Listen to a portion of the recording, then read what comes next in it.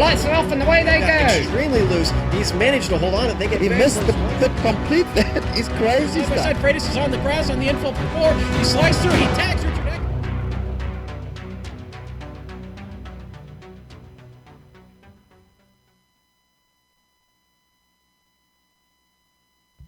Okay, welcome to the Global Sim Racing Channel's coverage of the AOR event here from Motegi. This is round number 11 of 12 in the season number 4. And we are here, and you're able to see all the action on the Global Sim Racing Channel live as it happens of both the 25-minute sprint race and the 40-minute feature race that will start our program. I'm Bill Soupzon. Welcome to iRacing's Countdown to Green. Here in the booth with me is the Australian sage, Richard Losper. Turning the knobs and pushing the sliders is our director, Amjad Yaman, with camera location provided by Dougie Beard. It's a wonderful day out there right now. Beautiful, fresh day here with 20 degrees Celsius in clear skies. And the track temperature is 25 degrees Celsius. The air temperature is 20 degrees Celsius. And the drivers are out there right now warming up. Richard, let's go ahead and talk right away about the track. Go ahead and tell us about this new configuration that we're on here today. Certainly, and a very good day to everybody, and welcome to the Global Sim Racing Channel. We are at Motegi in Japan, just 86 miles from the Fukushima nuclear reactor where they had that incredible disaster some years ago. The Twin Rings name comes from the facility having 2 racetracks. There's a 1.5 mile oval and a 3-mile course, kind of like Monza with the 2 courses all in one. It's been built in 1997 by Honda, the motorcar company, of course, as part of its effort to bring the IndyCar series to Japan. This is the track where Danica Patrick earned her only major racing series win, finding success on the oval. Our configuration today is the East configuration, 3.4 kilometers or 2.1 miles with 11 turns, all renumbered with the Grand Prix course, turn number 11, of course, being turn number 1. Let's have a look quickly at the lap guide so that we can see what this track holds in store for the AOR drivers.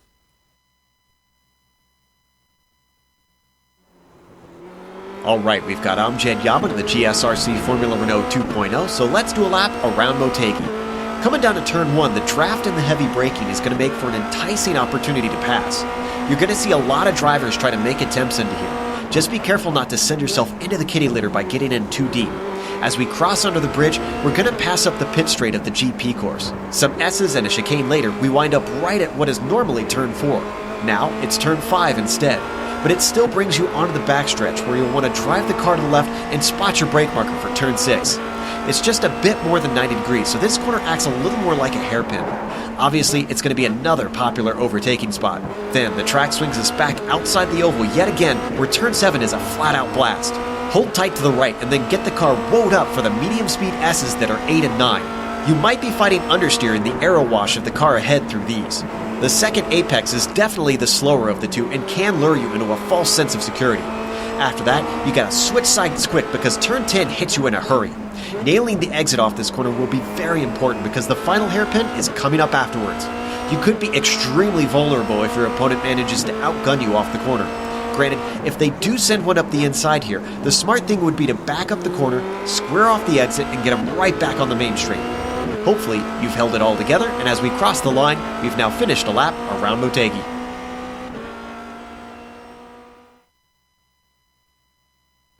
Amjad Yaman behind the wheel, Joe Peak behind the mic, taking us a lap around this shorter configuration here at Twin Rings Motegi. Pull back the curtains a little bit if you'd like that opening intro there for me. That's what happens when the commentator has the wrong script in front of him and he realizes he's about to set up a race that is going to take place in Brazil. Well, we're not in Brazil right now. Of course, we are in the land of the rising sun.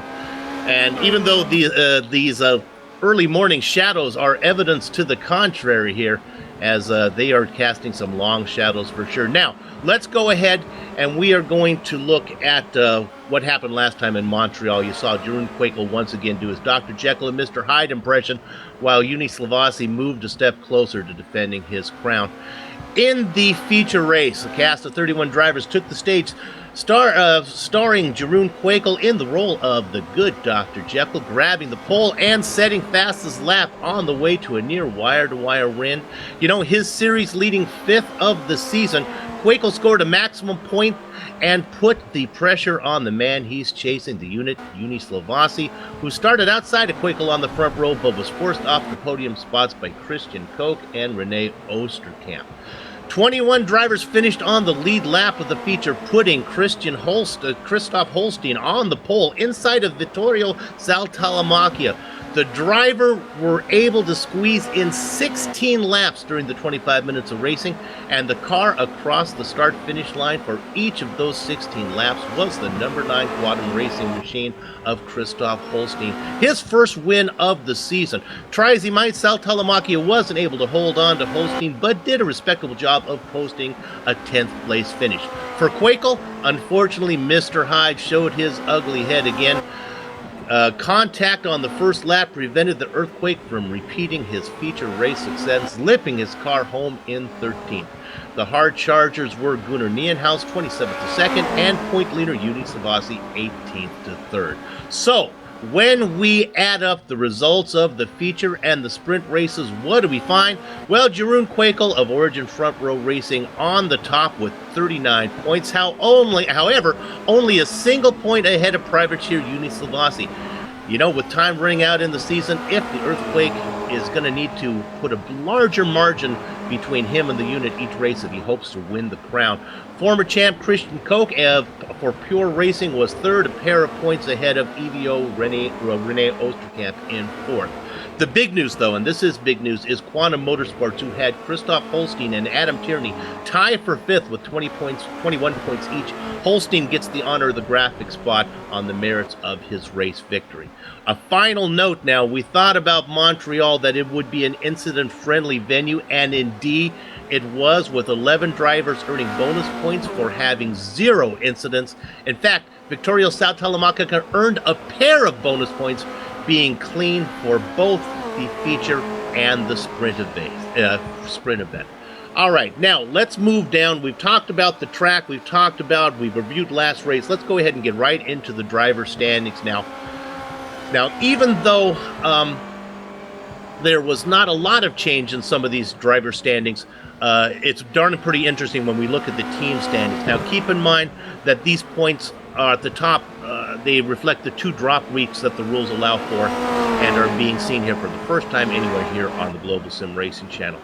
He has 4 featured wins this season after a mid-season slump. His last 10 races, his average finish has been 2.6. He is the Season 3 champ and the current point leader. He is the unit. He is Juni Slavasi, 35 points back, and running out of time is Origin's front row's Jeroen Kwekel. TNT's Hugo Prado is in the final podium position, but only 10 points ahead of Gunnar Nienhaus for Fusion. Christian Tkach rounds out the overlay that saw no driver movement. Now, while the drivers were cemented in their positions, that was not the case for the team standings. Andy and Jackson in the GSRC art department were busy with the green and red arrows as every team was changing position. Kwekel, still with no help from his partner Dan Brewer, was able to push Origin Front Row Racing back into the lead. Nienhaus and Phil Reed fell back into second for Fusion as the battle between those two squads looks like it's going to go down to the wire. Remember, we mentioned Tierney and Holstein overall Montreal success. Well, that was enough to jump Quantum Motorsports up 3 spots back into the overlay and into third. Making room for Quantum was TNT powered by Hugo Prado, who dropped a spot into 4th. Also dropping a spot down into 5th was Evo, manned by Renault Oosterkamp and Manuel Hoyer. Woo, that was a lot of soup there.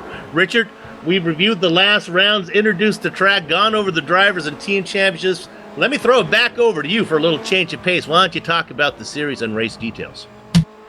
Thank you, Bill. And I do have the correct notes in front of me, so that's all That'll good. help, yeah. Yep. So we are in season number 4, Bill. This is the penultimate round. I cannot believe it. 10 rounds done already. This is round number 11. One last round to go next week. But carrying on, where you've already mentioned they are allowed to drop 2 events.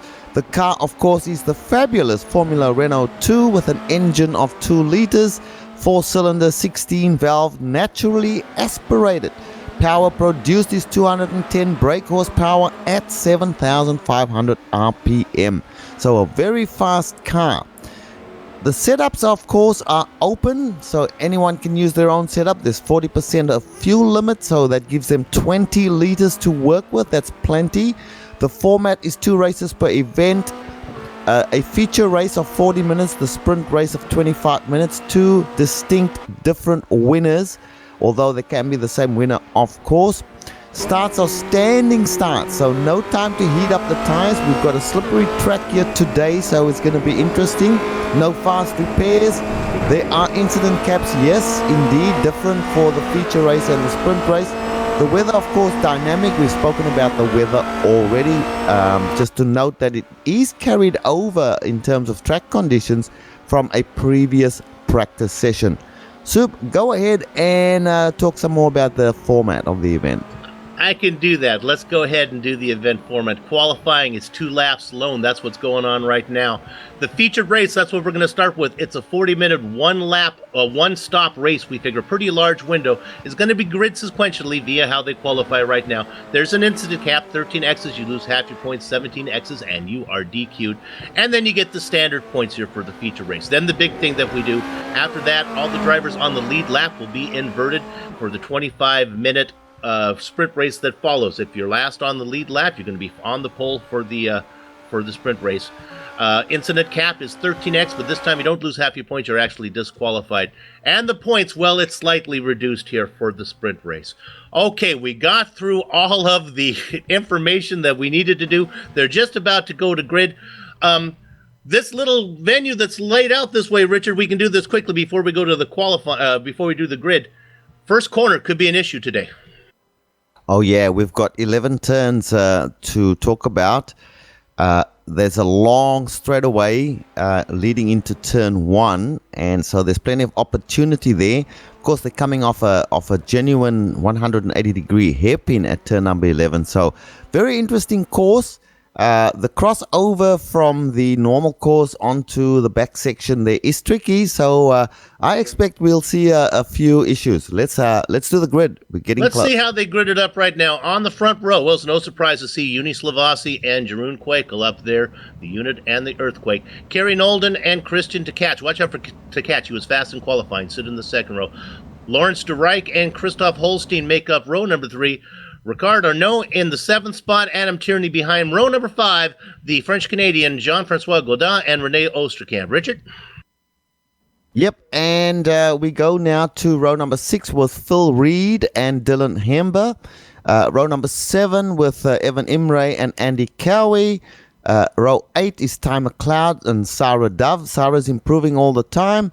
Then we go into row number 9 with Jarno Hertz and Lee Robinson. Row number 10, Knut Martensen and Darren Potter. I'll hustle through the rest. 10 here. The Flying V, Stephen Chambers, inside of Robert Plumley, Yannick Nienhaus, and Frederick Beckman. Next to them, a newcomer, Cohen Rotgerbrink in the 25th position. That was a tough one. Somebody I know, Sylvia Hurt in 26th. Vittorio Saltalamacchia, give me time to practice. I can get any name in 27th there. Mark Forte back in 28th. We saw him last race. Good to see him back. Gunnar Nienhaus either did not, yes, he is starting at the back, did not get in a good time there. And last but not least, well, that's not the case. Last but not leaster, he is last this time in 30th, and that would be Christoph Leister. Okay, we got through all 30 of the drivers right now. You can hear the engine start to harmonize. We are at Twin Ring Motegi for the East layout. It's a little shorter. Gather up the chickens, take cover behind the cows. Horses are out of the barn, and we got quite a stampede down into the first corner. Uni Slavasi taking a wide approach into that first corner. Ducking to the inside, though, trying to make a move is Quakel. I think Quakel's going to get him as they go side by side, Richard, through corner number 1 beneath the overpass. Yes, indeed, and there were cars all over the place. This track is nice and wide, So there's plenty of space around there, but these cars are pretty wide as well, with those wheels jutting out there on each of the 4 corners. So we can expect some very interesting racing. There's a battle for the lead already, Bill. Oh, and a little bumping going on. Silvio Herta's had trouble. We'll come back and get that later. But up front, great battle between Silvassi and Quakel. Right now, Quakel got the best of it. Look at Silvassi. He's being battled back there by Sudden Strike to Reich, running in 3rd position, looking at the whole thing happen. Former champion Kerry Nolden. Yeah, and just behind them, there's battles everywhere. Just behind them is Richie Arnaud and Christian to catch battling as well. Christian now trying to catch up there to Christoph Holstein. So this is up near the front, not quite at the front, but lots of battles as we see them going 2 by 2 into these wide corners. And here we go, an overtaking maneuver there on Christoph Holstein by Christian to catch in that yellow and greyish car. Tkach moves up to 5th, Holstein back to 6th. I can report also while that was going on. Lawrence de Wright fell back to 4th position as Kerry Nolden got around him, moves up to a podium slot. Meanwhile, out in front, trying to pull away, it's Jeroen Quakel. We see him doing this before, but right behind him is the 2 guys who are battling for the championship. That is Juni Silvassi. Yes, indeed. And Juni Silvassi doing what he does virtually every week. We are so used to this. We see the getaway from Jeroen Quakel. We see a slightly more sedate, dare I say, Juni Silvassi. But this, of course, is race 1 of 2 races, and the points get added up together. In the next race, the grid is inverted, and usually I say, we see that Juni Silvassi gets the best of the duel between himself and Jeroen Quakel. I am hoping that Jeroen gets a better start in the second race today, Bill. We're looking at this battle right now between Lawrence de Reich. This is a battle for 4th, making a move on the outside. Now this is going through the old hairpin. I don't know what number this is on this layout. I think it's like turn 11. Yeah, here we go. Now watch. Now they're going down the main straight. Now they get to the first corner. Look at this battle as he tucks to the inside. There he goes. Now that guy moving on, that's Tkach making a move on the inside. This is a great passing zone, and he gets that done. Move Tkach up into 4th. Right back into 5th. Behind them are Holstein, Goudin in there as well. Tierney, what a great battle, Richard, all the way back to about 12th or 13th. Okay, here we're getting the replay from our director, so let's go with that, Bill. And you can look at the start, a horrible start from, if you watch, Reed had a bad start back about 17th position. He was really out of lane. Everybody made a nice scramble into the first corner. The guy that was working back and forth, you can see that de Reich, as you watch him there in that red car, was weaving back and forth about 5th or 6th, trying to find a way to go. Then you had the car that went wide that was off there. See if we can find out who that was as they worked their way all the way through. Bill, when we come back live. And now we're back live for the big accident. What do you see? Big accident there. Just all happened in front of Sarah Dove there. And, there was a big pack of about 8 cars. Let's get the replay and see what happened. Not sure who was involved in that, but plenty of cars were. Well, so Jean-Francois Godin was involved in that one. He might have been up front. Oh, no, and you know who it was? And then even more so, yeah, it looks like Tkach was involved in this one with Osterkamp. A lot of people just trying to avoid the accident as it happened was right on board with Tkach. Yeah, big spin there, and they spin all off in all directions there. And who's the big loser? Let's see, someone out against the wall there. Dear, oh dear, that was ugly.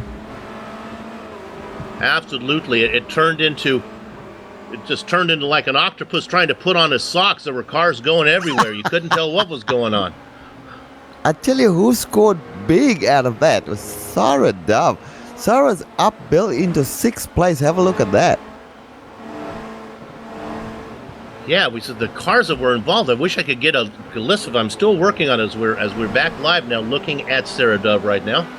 Sarah Dove. Yeah, and in front of Sarah is Adam Tierney. Adam Tierney in that green car, the number 53. He's doing a great job. He's trying to chase down Christoph Holstein. Of course, Christoph was the winner in the second race last weekend, doing a great job here today, up into 4th position, courtesy of a big, horrible smash that we had in the opening laps here.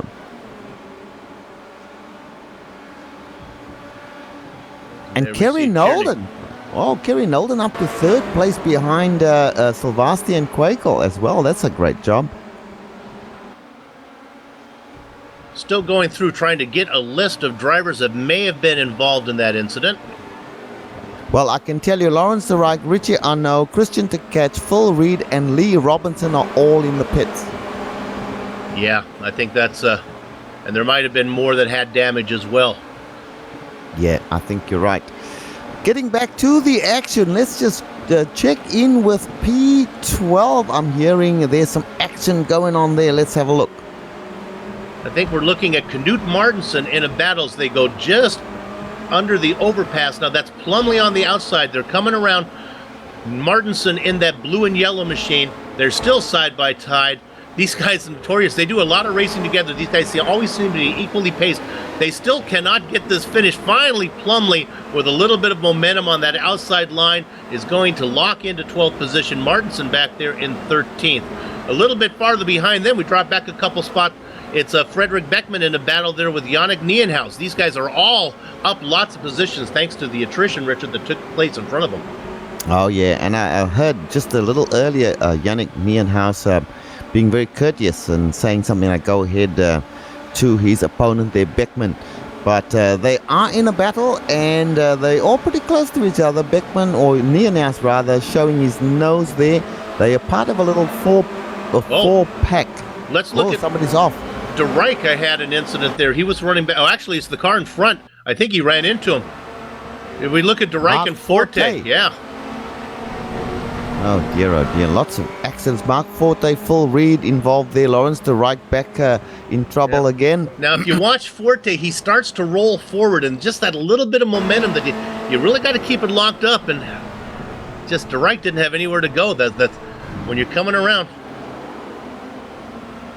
So Forte had the spin. De Rijk, was involved, I believe, in that incident earlier that caught up so many of those drivers. Another driver who qualified 7th had trouble was Ricard Arnaud. He's back in 23rd position right now. Also, the French-Canadian Jean-Francois Godin, he qualified 9th, running in 16th. Yeah, I've just gone back to the front here and having a look at Unisol Vasti trying to chase down Jeroen Quakel. Jeroen has got a good getaway there. He's got a gap of 1.5 seconds now. 1.5 seconds is not huge, but if he can keep that going and he can get into the pits, when he gets into the pits, that 1.5 seconds is enough, Bill, for him to take fuel and get back out again. So the small gaps here are very important. The top 3 drivers have a huge lead because of that incident, but the action really starts back here at P6. Let's Sarah Dove now, who qualified 16th position. She said she likes this track. She said that once her tires warmed up, she felt that she could be a little more competitive than she usually is. Well, that's certainly the case right now. She's running 6th, being challenged by the milkman, Andy Cowie. Yes, and the battle has been joined. Andy Cowie at the moment behind Sarah Dove. Sarah is indeed doing an absolutely fantastic job. She, of course, managed to avoid all of the drama that happened earlier, and so she's running in a very nice 6th position, which is very good for her. Andy Cowie chasing her down, but she's got a similar pace to Andy, so he's not actually catching or in a position to try and make a pass just yet. Yeah, what Sarah having a good run and Andy as well. What these guys have to watch out for now, some of the drivers that were involved, there were big names involved in that early incident, are a lap down, but there are some other big names that are still out there racing that could still finish on the lead lap and get a great starting position for the sprint race that follows up. Yeah, and Rene Oostenkamp was just a little off track there. He's in position 11. He's just lost a couple of positions. He was battling there with Darren Potter, or trying to battle with Darren Potter. Then he went off, and now he's lost a couple of positions. So that shuffles him back a little bit. So this track, of course, it looks as if it should be easy, but it is not an easy track. Those curves are pretty hard to negotiate with this car. If you're a fan of this series, as we stay on this battle, I'll give you here's 4 names that you would think would be up front. Gunnar Nienhaus, Lawrence de Rijk, Christian Tkach, and Phil Reed all are out of this race. None of them are going to finish on the lead lap, so we're not even going to see them up front for the sprint race that comes up. That's a tough break for those guys. Dear oh dear, Gunnar Nienhaus was almost a non-starter in this race. He didn't qualify, and now he's showing 3 laps down. So that is going to damage his overall position in the standings pretty badly. Here comes the milkman, going to peek inside of Saradov now. Steps in there into corner number 1, and Andy Cowie moves up to 6th position. Dove back into 7th. Yeah, Dove kind of gave up that position. I think she is doing fantastically well already, finding herself now in 7th position, and she should be pretty happy with that, and so she's not going to try and jeopardize that position by getting into a protracted battle with anybody, I don't think. Director, looks like a good battle as we see that thing start to shake out there. How about 13th position? Maybe I guess it could be 16th right now. René Oosterkamp. You know, Oosterkamp is dropping. He's dropping like a pigeon. I think that car has damage as well. As we look at the French-Canadian Jean-Francois Gaudin get around him, I'm going to stop putting French-Canadian in front of Gaudin every time. But look at these 2 guys. And then we have the new driver that is first here today. I get another chance at his name. If I can find it actually here. It looks like it was Koen Rutgerink. Okay, let me have a go. Where's this guy? It's Car number 25. Take a chance. See if it sounds better with an Australian accent. Okay, it's Kun, by the way. Okay. Not Cohen, and it's whoa, that is that's a tongue twister. Rutgerink. I like that one, Rutgerink. We'll go with that. Oh, yes, I'm with you, Bill. It's not fair when they bring in drivers with only 2 races to go and they have a name like that. I think there should be some type of commentator rule. Yeah, and these guys are all from mostly from the Netherlands with these strange sounding names. Not strange to the Dutch. No, it's like Smith to them, and we're this butchering it. All right, let's go to this battle. Let's go to 14th position now. We're in it right now. You're looking at this 17th spot as we ride on board with Beckman right now. Looking ahead, there's a nice battle. That's René Oosterkamp, who I think is having some issues. He's running in 16th position right now. A couple cars ahead of him is Jarno Hertz and Jean-Francois Gaudin. Gaudin has got around those guys. I think he's going to be pulling away. And a nice little 3-car battle here with Ty McLeod looming up on the rear end there of Sarah Dove, with Andy Cowie in front of her. She's been chasing Andy Cowie, maintaining a gap of around a second and a half. But now Ty McLeod is threatening her 7th position, trying to move her back to 8th position. So these 3 doing a great job again. In the top 10, Stephen Chambers just behind them in 9th position, but he's a little way off. Oosterkamp has come in for a pit. All right, I got a good one up front here. Nice battle to look at. 4th position, Christoph Holstein. He's the winner of the sprint race that we just talked about, that we just had. Running in 4th position, trying to fend off Adam Tierney. Tierney running back there in 5th in that kind of, I'm going to call it green and blue. Is that what you guys are looking at for Adam? Yes, green and blue. Yes, for Adam Tierney indeed. And Christoph Holstein with a similar color car. I believe these could be teammates here. They are. Same for Quantum Motorsports. Remember, they had that great finish last time. We talked about it in the pre-race show, how here they are right now running 4th and 5th again, trying to move up in the team standings. Yeah, and that's going to bode very well for them. Our top 3, of course, we should mention it. And bear in mind, folks, that when we're not talking about drivers, usually they're the ones that are out in front. Our leader is Jeroen Kwekel. He's leading Uni Silvastri 1.2 seconds now, Bill, so that's come back just a little bit. In 3rd position, Kerry Nolden, but he is 2.2 seconds behind Uni Silvastri. Pit stops to come, so that will mix things up just a little bit, but I think by now, Bill, with 10 races gone, this is race number 11, they have these pit stops pretty well down. We look at the driver in second right there, Silvassi. Let's go back to 7th position when you get a chance, Director. We'll talk about Ty McLeod. He just got around Sarah Dove now. Sarah dropping another position back, but still having good pace. Ty McLeod, always exciting to watch him in that familiar kind of red-colored machine that he races every week. That is correct. It is red, and Sarah now been moved back into 8th position as they go into lap number 30. I'm just having a look at the clock, about 24 minutes left, and getting some information there which I didn't quite hear. Go ahead, Bill. Well, Sugar Plumley has come in, and he's probably the driver who's actually in the hunt here for a decent position. He's come into the pits, and now he's made that stop. He's going to cycle out. Looks like he's coming out in 17th position ahead of Emre. Want to make sure he's even on the lead lap, and I believe he still is on the lead lap, yes. Yeah, there's a whole bunch of cars. I think the last car on the lead lap at the moment is Richard Arnault. So, and he's in position 21.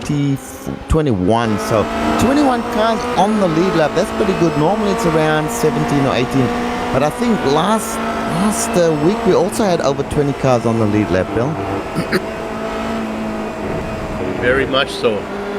Actually, I think I know might have got lap now. If I look at Quakel, looks like the next car up for him would be René Oosterkamp. And Oosterkamp, though, has made that pit stop already, if my timing and scoring is correct. So we talked about that. So I think René's in pretty good shape right now. I'm showing 20 cars on the lead lap. Of course, some of the cars that have been lapped have already have made their pit stop, and while our leaders certainly have not, so that can change. Really hard to tell, Richard, who's on the lead lap and who isn't until the pit cycle finishes up. Let's go to 11th position for this battle. This is Martinson, yeah, with Yannick Nienhuis. Yeah, and they are very close together. I saw smoke coming off the tires there as they go through the crossover section. That is crossing over from one part of the course to another part of the course, not part usually of the GP layout. But very good racing here. Yannick Nienhuis and Knut Martens has just overtaken him. We're looking on board from Yannick's car, and look at that. Fantastic pictures there, Bill. Now they are side by side. Look at Knut the Kmart trying to fend off the challenge from Nienhuis. They're looking all around. Doing a good job, but the battle is not over, not by a long shot. Very good battling here from these guys who are in the middle of the pack at the moment. And up ahead of them there, as they come through that right-hander, and they're very close. This is an excellent battle. Starting a new lap very soon. And of course, Bill, we should mention that a whole bunch of the guys need to come into pits still. I think we're looking at the top 16 drivers have not come into pits just yet. Another battle. Look at this. This is our newcomer here. This is Koen Rutgernrink getting the round Christoph Leister. Yeah, Rutgering doing a good job as well. He's new in the series. Why you would enter on round number 11 is a little beyond me, but there he is. And he's 51 seconds off the lead. He's still on the lead lap, so by all accounts, doing a good job. Drop back a couple positions, though. Here's Plumley and Beckman. Now, Plumley has made his stop already, so he's trying to pick up a spot here on Frederick Beckman. Beckman still has to make a stop. Here's some contact somewhere as they go. Jeroen Quakel? No, I guess we're okay. Yeah, I heard a crash, and then my computer went to Jeroen Quakel, but he seems to be fine. 1.6 seconds ahead right now, so. Yeah, now Jeroen Quakel, Juni Silvasti, they still doing okay. Still good, in fact, that gap has increased to 1.6 seconds now. Silvasti wouldn't want that to get out any further, because 1.6 seconds is about the fastest you can get in and out of the pits or with your fuel. Adam Tierney, let's go there right now. He had a spin just in front of Christoph Holstein, his teammate. Oh, the two drivers for Quantum Racing almost got together. We get a replay. Let's watch it from Holstein if you get a chance to go on board. Look at there goes Tierney. Holstein has just enough room to squeak by in front. Yes, that I'm pretty sure he'll be saying, sorry, I didn't mean to do that. We ride on board with the driver from behind now. He has teammates, and he comes back across. You couldn't quite see because the camera is not wide angle enough to see how close that really was. But of course, with that incident, that will pull a couple of the others closer to the front as well. So Sarah Dove, I'm so impressed with this drive, Bill. 7th position. Ty McLeod, who is still behind Sarah Dove at the moment, or Sarah, I should say. No, Ty McLeod has passed Sarah. Andy Cowie still ahead there. Adam Tinney, they had a good gap, so they maintained position. They didn't actually lose any positions, Adam and Andy. But we should be getting close now to pit stops. 18 minutes left in the race, so more than half the race done. Quick look as they start to make the pit stop. We go to 17th position. This is actually, I guess, 15th position right now with Evan Emre. This is a battle between Emre and Plumley. Well, actually, Godin is in there now. Has Godin made his stop? He has. These are all the drivers who've made a stop. Emre is the leader of all the drivers who pitted. Godin right behind him. He came out with Osterkamp in the mix as well. Yeah, they're starting to move into the pits now, so we only have about 14 drivers that have not made a pit stop. They're just slightly over the halfway mark, so we've seen these guys go, you know, to within 10 minutes of the end of the race before coming into the pits. And usually we see that from Unisavasti and Jeroen Kwekel. They are late pit stoppers, if you can coin a phrase. And Plumley was in the mix. Plumley must have had some issues. My timing and scoring say that he had an off somewhere. He has fallen way back now. He's a lap down. I'm not sure what happened to Sugar Plumley. Yeah, and we now have gone from 21 cars to 18 cars on the lead lap currently. So, of course, with the pit stops, that's not 100% just at this point. We'll see once everybody has made their pit stops, but certainly half the cars have done their pit stops already. Let me update you on Plumley's situation. For some reason, he had to make a second pit stop, so that's what happened to him. That's why he's out of the mix. Oh, that'll be a penalty of some sort, no doubt.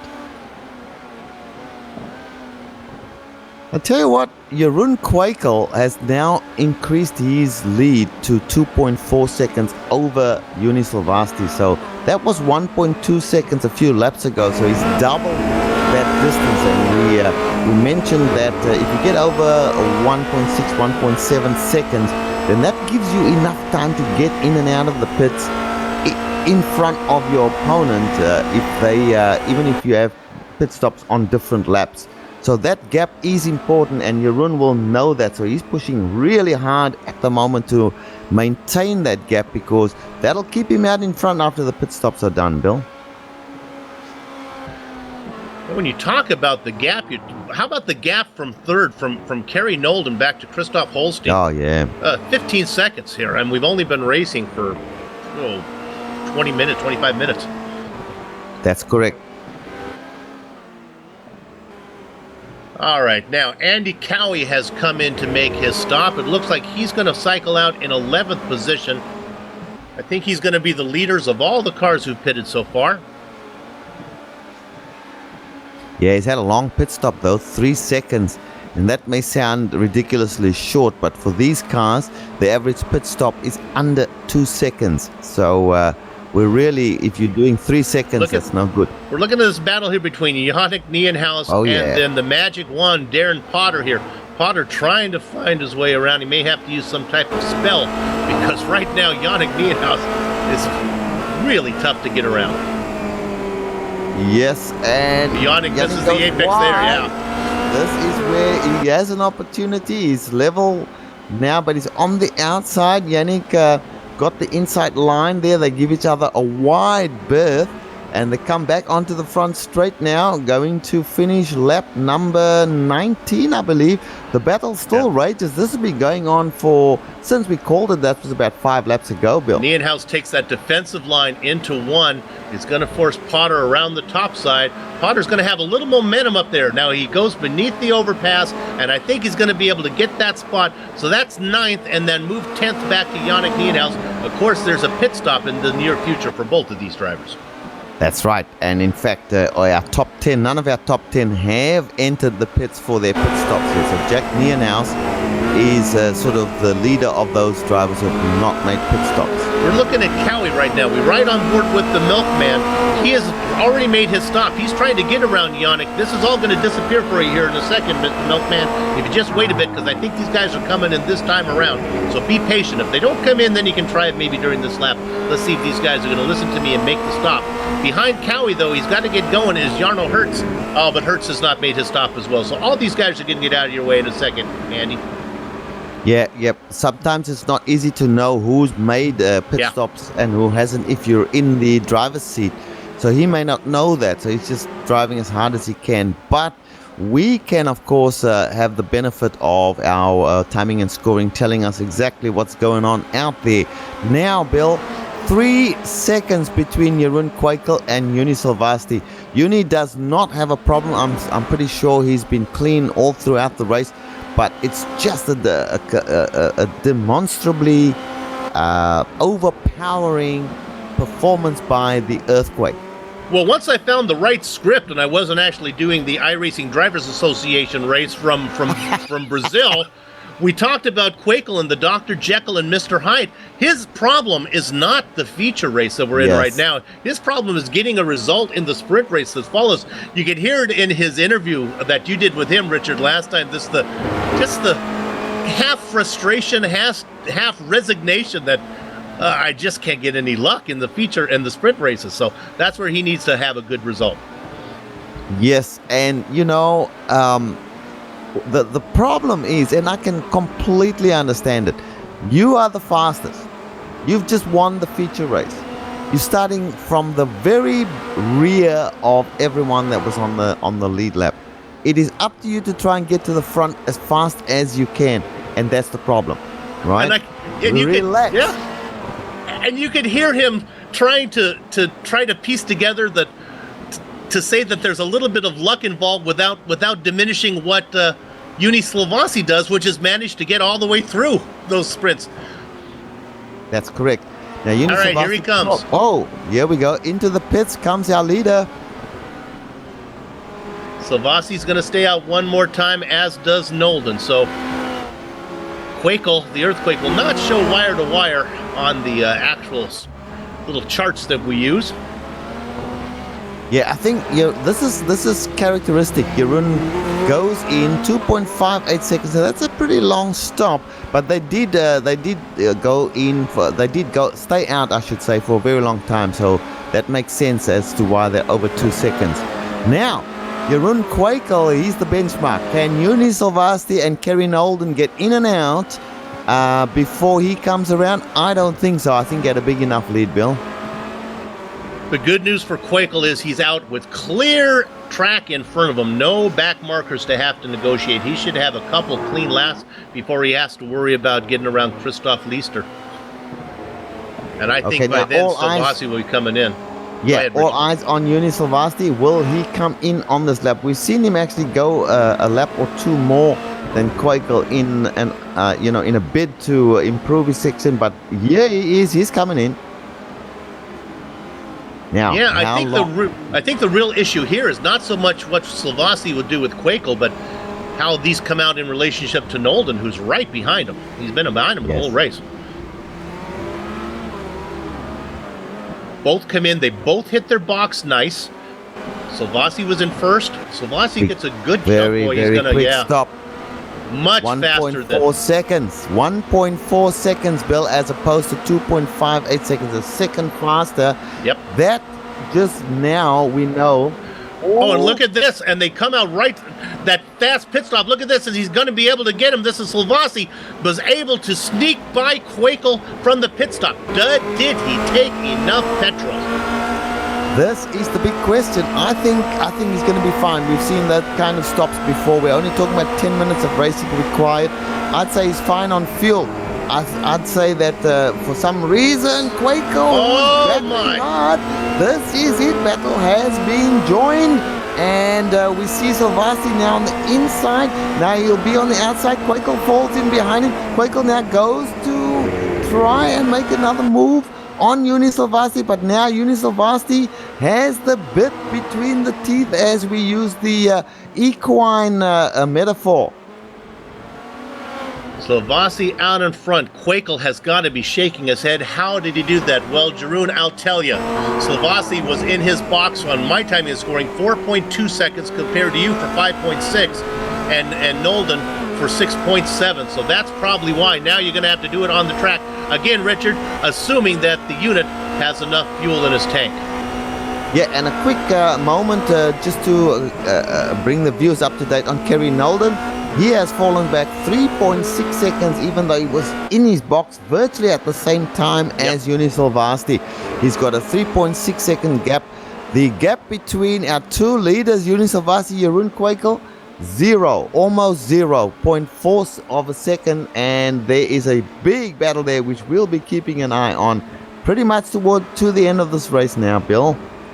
The driver that I do not want to be is the driver in 18th position. Poor Christoph Leister. He's got the two leaders coming up behind him, battling for position. Look at Silvasti now, as if the unit had been saving something. Not only was he faster in the pit, now that he's out in front, he seems to really be starting to gap Quakel. That is correct, and Jeroen Quakel fighting hard, and this is the problem now. Jeroen is fighting the car. He's got his eye on Yuni Silvasti, but he's making those little errors now that you don't want to make if you're trying to catch somebody. And this is the problem when you're behind trying to catch somebody. You tend to make those little errors because you're pushing a little bit harder. Now, we've got in front of Yuni Silvasti, you mentioned it was Christoph Leister.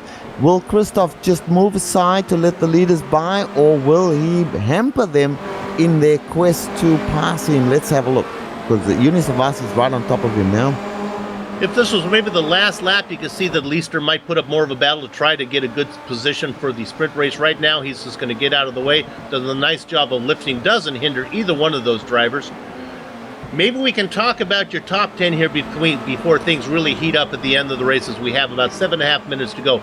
Certainly, we're looking at Silvasti there with Quakel out in front. Richard, do me a favor. Keep an eye on that while I run down the top 10 quickly. Go. Kerry Nolden, he's comfortably 23 seconds ahead of Christoph Holstein. Holstein really doesn't have any chance of getting there. Holstein with about a 3-second lead over the next driver, which would be Adam Tierney. And again, Tierney with about 3.5-second lead back to Andy Cowie. Cowie with about a 6.5-second lead back to Sarah Dove. Now, Dove is being challenged. Here's something we can keep an eye on. Dove is being challenged by Ty McLeod. McLeod was ahead of her before the pit stop, so we'll see what McLeod can do in that machine of his as he drives the 316 car. That's 8th position. 9th position, the Flying V, Stephen Chambers. He's got around the Jean-Francois Godin, who has a chance to maybe get up to 10th. There's also a battle there. Renee Osterkamp trying to make up for a bad start, running in 11th. Okay, Richard, what do you see up front? What I see is that Yuni Silvasti is just showing Jeroen Quakel how to lead a race. There's a car up ahead there of Silvasti, and that will be another one for him to go ahead and lap, and that is Koen Rutgering. So he will be, let's see, where is he on track there in relation to these guys? Rutgering, he is in 17th. He's the last car on the lead lap. So if he gets lapped, then that'll push him down, and Imre will have the position locked up for the next race. So here we see the leaders coming up on Koen. What is he going to do? This is his first race in the series here. Will he move aside? And Jeroen Quakel has not made up 1 jot of a second on Silvasti since he took the lead, Bill. Well, if my tongue has a vote, he would like Rutgerink to actually go a lap down, because I don't want to have to call him too much. And now getting around, boy, my goodness. Whoa, man, it's kind of scared me there. He almost got back into the gearbox of Silvasti. Silvasti gets around him. You're right. Once Silvasti in the pit stop, he is just leaving Quakel behind. Yeah, now the roles are reversed. The gap was 1.2 seconds from Quakel to Silvasti in the opening laps there, and now it's the other way around. Although Quakel has made up just a little bit of time there, 1 second, this battle could 4.5 minutes left, Bill, if he can just get up close enough. Although I think Silvasti is too good and too wise to allow that to happen. But it's Let's go. possible if he does get up there. Let's go to 7th. This is Sarah Dove trying to fend out an attack from Ty McLeod. McLeod working on the outside as Sarah took an inside line, playing defense now. Again, Sarah doing a great job of racing, hitting her marks, trying to be as smooth as blended whiskey. Ty McLeod back there racing like a ferret thrown in a half-full bathtub, scrambling, clawing, trying to find some way around Sarah Dove. Now, the reason that Ty McLeod is behind Sarah, remember he was ahead before the pit stops. He had 3 times longer of a pit stop than did Sarah Dove. So Here he the goes fact again. that he's caught her up is good on him. Now he comes level with her, and I think Sarah will give that position up. She is not going to do anything to hinder the fact that she is in the top 10. Well, that battle goes on. There's also a battle for 9th back, or actually for 10th between Chambers. Like, let's go there right now. This is Godin comes in and gets the inside of Chambers. This is a battle to get into the top 10. They are side by side. That is Chambers on the inside. On the outside is Godin. They come in, and it looks like Chambers going to be able to fend off that position, but Godin's going to have a little bit more momentum. Now he ducks to the inside. I don't think the Flying V is going to have anything for him here. And just updating you that the gap is kind of very, very steady at the moment. 1 second between our leaders. I've got my eyes on this battle here. Ty McLeod, Sarah Duff fending off Ty McLeod. Ty can't get past Sarah, and she is doing such a fantastic job. And I am an admirer of any of the ladies who come into this male-dominated sport and show the boys how it's done. And this is fantastic, Sarah. Keep it going. Yeah, the best battle going on right now. Dove in that battle for 7th, and I can report that in the battle, Osterkamp was able to get, or actually there's Chambers dropped back to 11th now in that battle. Godin got around him for 10th and now trying to run down Renee Osterkamp. I think Osterkamp probably has the pace there. So some good fighting going on back in the back. Not much going on up front. Well, you know what, Bill? It's not surprising that Jeroen Kwekel and Juni Silvasti are the 2 best drivers here. They are absolutely blasting around this course at the moment. Juni Silvasti managing to keep Kwekel out. Kwekel coming inch by inch closer. There's 2.5 minutes left, less than 2, so I would say about a couple of laps, 2 to go probably in this race. Kwekel very close, 0.8 of a second, but he's only got a couple of laps to try and close that gap. A bit of lap traffic in front of these 2 as well. They've lapped all but about 16 of the drivers. I think there's 2 to go. Let's go to Sarah Dove again in 7th position. Sarah tight on the inside like a too small pair of underwear, working around the outside. Ty McLeod, I think he's going to get this done. McLeod gonna move around. He had to do it the long way, but he got it done. Moved Ty into 7th, Sarah into 8th. Yeah, Bill, you don't want to go there. We are, of course, talking about the only lady in this race. Say lingerie. Yeah, let's say underwear. Okay. All right. Moving up, let's go. Let's get out of here before we get in trouble with the censors here. Looking at Slavasi, this is starting to heat up here. Slavasi now, they have Emery in front of him. Poor Evan. He's so close to being on the pole of the sprint race. Richard, can he hang on? And he's got the 2 leaders behind him. And here comes Kwekel now. He's closed the gap some. Yeah, and 55 seconds left in this race. No doubt that the next lap will be the last lap. Emre now has every right to battle as hard as he can to stay in front of Juni Silvasti. That, of course, will mean that possibly Jeroen Kwekel will catch. They're very close right now. They go to start the last lap, Bill. I'm seeing the white flag out at the moment. Juni Silvasti moving to the inside of Evan Emre. He's going to overtake him. That will mean that Jeroen Kwekel may not be able to do that before turn number 1. That's going to help Juni Silvasti as they go to the very tight section there, but Emre just moved out of the way. Here comes Kwekel, Bill, trying to catch. The gap is still 0.8 of a second. I don't think he will have enough. Juni Silvasti managed to keep that gap at that level for about 3 or 4 laps. Kwekel throwing everything at him, Bill. They go beneath the overpass now. It is Yunis Lavasi coming around the right-hander. He's got about a 8/10 of a second lead over Quakel. About 8 car lengths right now as they work their way around this final section of the course.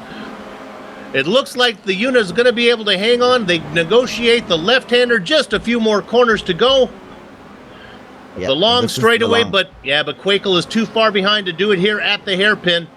Game This over. is the final corner. Game over. Well done, Yunis Lavasi. What a great job there, Bill. Winner of the feature race, round number 11th from Twin Ring Motegi is Yunis Lavasi. Second place goes to Quakel. Kerry Nolden is going to come home easily in third position. Looking for a battle still out on the track. Let's go. We think that McLeod has safely got around Sarah Dove, so we're going to give Dove 8th position. Yeah. Let's go to Osterkamp. Here we go. 9th position. Osterkamp in a tight battle. Here comes Godin. Godin looking for a way around. I think he might have time to get this done. He had a bad exit there, Richard. Yep. Osterkamp will be able to finish in front of Godin. He's got the one last corner to negotiate, and he's got enough of a gap, so that is your 9th and 10th position just finishing as we speak. They come across. We can report Stephen Chambers. Looks like he's going to get 11th spot. 12th spot is going to go to Darren Magic Wand Potter. 13th to Yannick Nienhaus, looking for that driver who was last on the lead lap. Well, look for Knut Martinsen to be on the outside of row 1. That's going to be good for Force Fissy. And then the car in 15th position, if I'm correct, I think it's going to be, hey, here's a name we've seen before, Jarno Hertz. That's why I'm laughing, Bill. Jarno Hertz yet again will be on pole position for the sprint race that's still to come. All right, this is the Global Sim Racing Channel's coverage of the Apex Online Racing League's Formula Renault 2.0 Championship, round number 11 from Twin Ring Motegi. We're going to take a short break, then we'll come back and do driver interviews, then we'll go away again and come back for the sprint race that's going to be coming up in just a few. So don't go too far, we'll be back in just a second.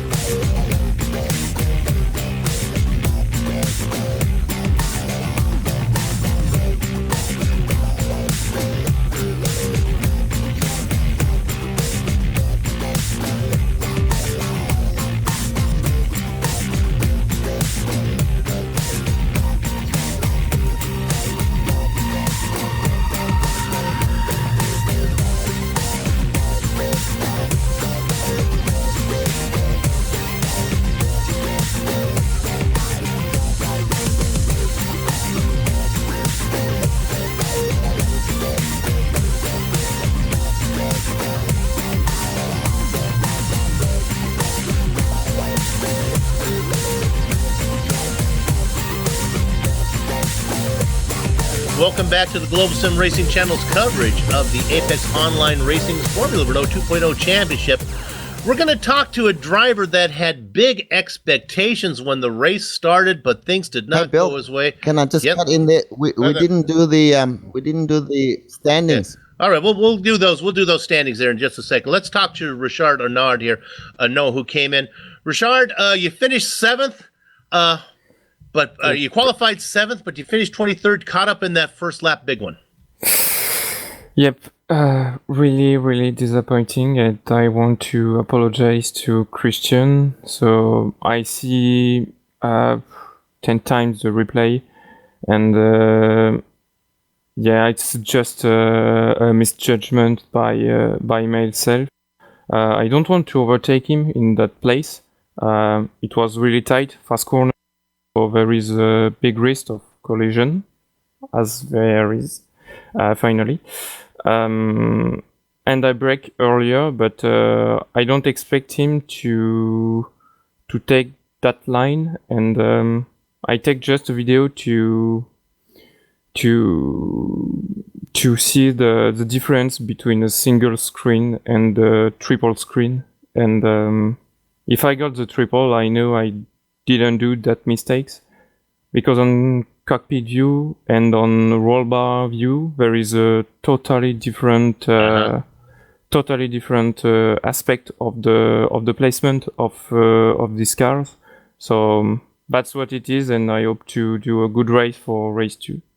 Okay, I understand exactly, and yeah, and track awareness and the view that you get from a single screen, nothing like a triple screen. Yeah, I understand totally. Well, it's too bad because you had a great qualifying run. You were sitting 7th, maybe one of the best qualifying sessions you've had this season. Yep, and I know my race pace was quite better. So during the first lap, lap 2 and 3, I think I gained 2 position. And I know I can catch Christian, so I expect to be on top 5, maybe 4. So yeah, that was really, really disappointing. So I know I've got the pace. I did a race with Christian during the week, and also with many other drivers. And I know I have the pace this week, so hope to do better job for race 2. The good news is you get one more chance with it here coming up in the sprint race. So good luck to you as when we start the next one. Thank you, guys.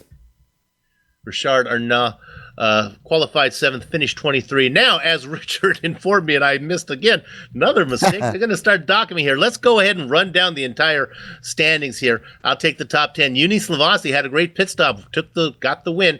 Jeroen Quakel came home in 2nd, but they'll be inverted when they do the sprint race. So Slavasi will have to get around one more time, and there won't be a pit stop that Quakel can lose the lead on this time. Kerry Nolden and Christoph Holstein go 3rd and 4th. Rounding out your top 5, Adam Tierney. The Milkman, Adam Cowie in 6th position, just ahead of Ty McLeod.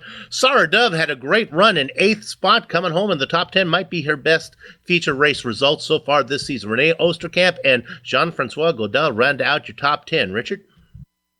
And Stephen Chambers finished in 11th place, with Darren Potter in 12th place. 13th place with Yannick Nienhaus. We saw him involved in a nice battle. Knut Martensen finished in 14th place. Jarno Hirtz. Jarno is very important.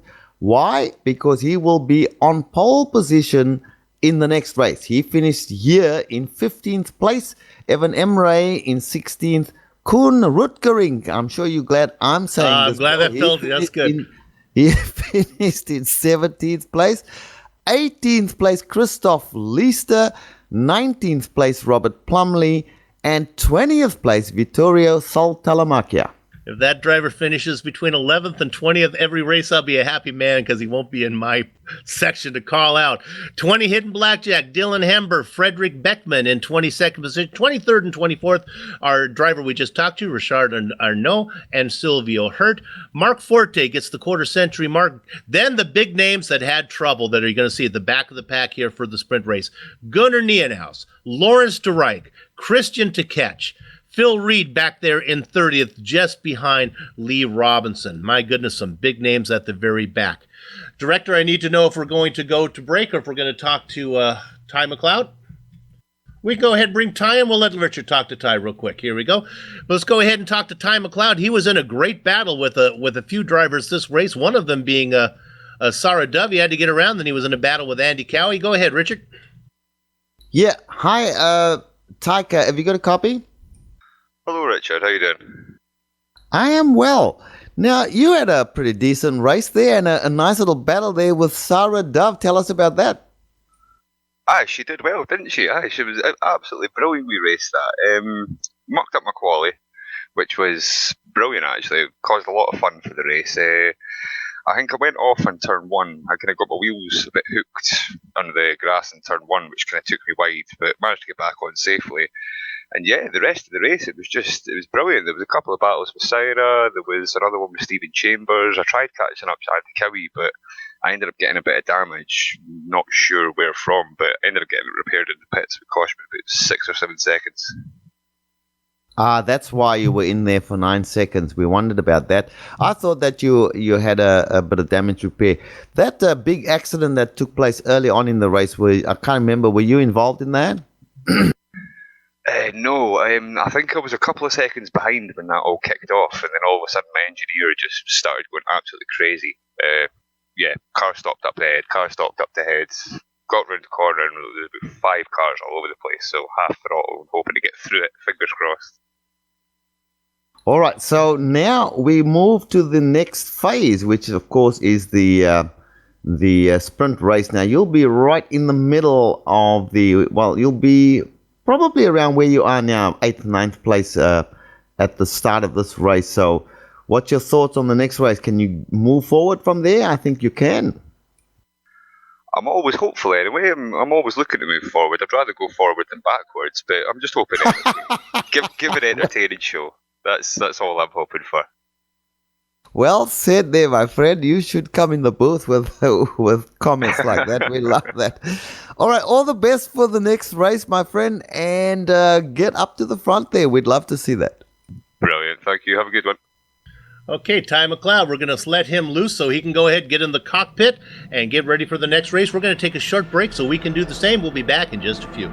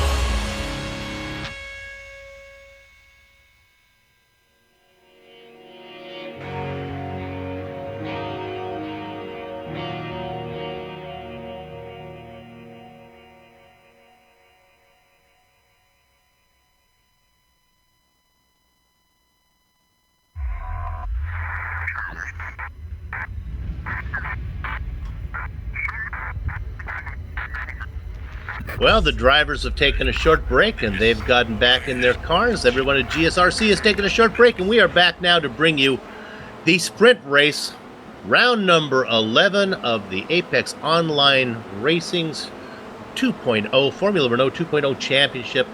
This is the sprint race, the second part of our doubleheader from Twin Ring Motegi. We are on the east configuration, a little bit shorter.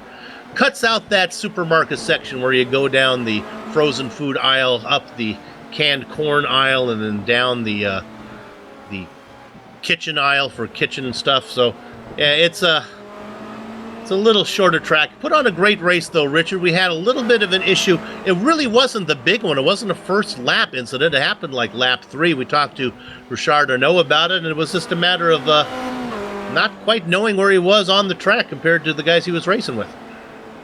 Yeah, that was a good interview and gave us a bit of an insight as to his viewpoint on the whole thing. And well, we are here once again, and this will be the sprint race. And of course, our two leaders, Eunice Silvasti and Jeroen Kwekel, will be starting in something like 14th and 15th position.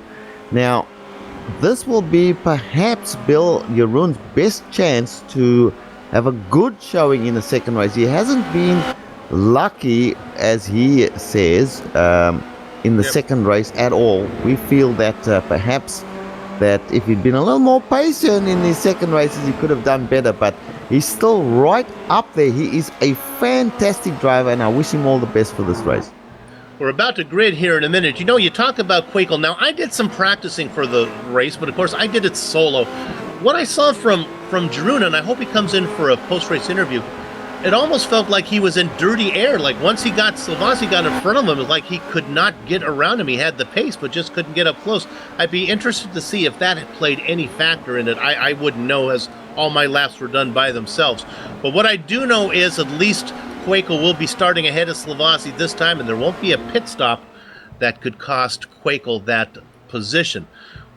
They are just going through their final minutes of practice right now, waiting to bring up the grid. We're going to go through it kind of quickly because it's a standing start and we have 30 names to get through. And there we go. We can bring it up right now. Now, remember, this is inverted. So on the pole, we have Jarno Hertz. He was the last driver on the lead lap. Outside of him, a veteran of the Sprint Raiders, Knut Martinsen. Yannick Nienhaus inside of row 2 with Darren Potter outside of him. The Flying V, Stephen Chambers inside of 3. Jean-Francois Gaudin outside of him. Row 4 is made up of Rene Osterkamp. He should be fast. He got trouble that first lap. Watch for him to be faster this one. Sarah Dove in 8th position. Ty McLeod and Andy Cowie make up 9 and 10. Rich? 11 is Adam Tierney, 12 is Christoph Holstein, Kerry Nolden, and Jeroen Kwekel. 13 and 14, Eunice Silvasti in 15th, Evan Imre 16, Koen Rutgering in 17, Christoph Lister 18th, Robert Plumley 19th, and Vittorio Saltalamakia in 20th. I'll do it real quick. Hamber, Beckman, Arnaud, Hurt, Forte, Nienhaus, De Rijk. In the very back there, we'll get to the rest of those. Gather up the chickens, take cover behind the cows because the horses are out of the barn. Keep an eye up front. So far, we are clean as all the drivers. Boy, they are bunched up. Totally different look at the way this one started compared to the feature race. They are in a parking lot working around the first corner. Richard, they made it. Well, not yet. So I'm with Jeroen Kwekel. He's clean. Everything's working for him at the moment. There's a bunch of cars in front of him. Silvasti got the short end. There's a car coming across. We'll get that very soon. I'm just with Jeroen Kwekel. He's doing a great job so far. Let's hope everything stays clean for him as there's still a gaggle of cars in front of him. This is lap number 1, but it looks okay. Pretty much single file out in front. It is the Hertz with a great job leading Martinsen, but things are settling down right now. A battle for third position. This is Nienhaus. That is in front of Osterkamp. When I'm talking Nienhaus, I'm talking about Yannick. Let me correct that. It's Osterkamp now, moved up into 4th position, ahead of Chambers. There goes off. Oh, we got a few. Let's see who was involved. Gaudin was involved in it. Yeah, Gaudin, Sarah Dove, Andy Cowie are off track as well, so a couple of them off track at the moment. We're going to go back to this replay. Also involved is Lawrence Drake. As we go to the replay we watch now, look at how bunched up they were at the very beginning as they worked through turn 1. And Richard, they did a pretty good job of getting through that section. But then they really got into, they started to go single file, but then as they worked their way through the back half of the track, that's when stuff happened. That's where we lost about 3 or 4 cars. Now we're looking, that's Potter that goes off into the sand. Potter does a good job of bringing it back. He did not do it. Now we go up here to this replay. We're going to look at Dove. This was involved. Now what happened was Sarah right behind him. This was Godin who got into her. They spun off. Godin came back out onto the track. He was collected by the other driver that went through there, and that was, give you one quick name as we go back live, that was Andy Cowie got involved as well. So Cowie, Dove, and Godin involved, the major drivers in that. We were back live now, Richard, looking at driver in third, Renee Oosterkamp. Yes, indeedy, and they are battling up there for first, second, and third place. They're quite close together, but the 3 behind them are also in a battle, and our leader, well, not our leader, but one of our very, very fancy drivers, Jeroen Kwekel, he's in there as well. There's somebody off track into the wall. Holstein on the final hairpin. He just looped around. The car got looped and he nosed it into the wall. Holstein not going to be able to follow up his sprint race win with another one this time as he tries to do a little parallel parking, bring it out. That car is done, Christoph. And Juni Silvasti, let's go to Juni Silvasti. He's in 9th place already from 15th place. He had a slower start, which is characteristic of Juni. He's not in a hurry as much as Kwekel is at the beginning of these sprint races. He takes his time, but he's got 3 cars in front of him now. As he gets on terms with one, he's going to the inside. He'll take that position. That'll move him up into 8th place. Meanwhile, up ahead, Jeroen Kwekel into 6th place already. Jeroen fancies a chance that he can win this race, Bill. Let's go to second real quick as that battle goes on. Boy, there's fighting everywhere.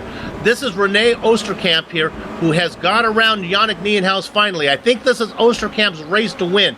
He's done his job now. He started in 7th position. He's worked his way around many of the drivers. He only has one more guy to run down, and that's Jarno Hertz. Hertz with a 1.3 second lead here as we work with 21 minutes to race. Jarno, you got to get going because Oosterkamp is a-coming.